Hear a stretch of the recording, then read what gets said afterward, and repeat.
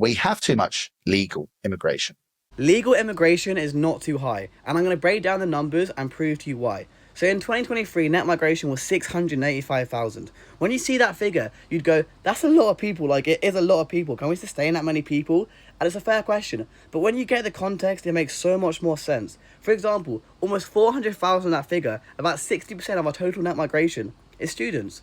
These are people that come here for free, maybe 4 or 5 years, spend loads of money in the economy on their living and travel costs, pay British universities 20 to 30 grand every single year, increase our soft power. They do so much good for our economy and our country as a whole, right? And they make up the vast majority of migrants.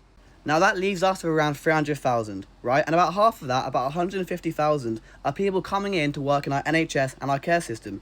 These are jobs that we need filled. Not enough British people are willing to do these jobs because they're underpaid and they're overworked. And they're so important to our economy, right? In fact, the saying, you're more likely to meet a migrant treating you than have one ahead of you in the queue is so true. And if we try and slash legal migration just to prove a point and get better media attention, it will cause so much harm to our NHS and our care system. Now only 150,000 left.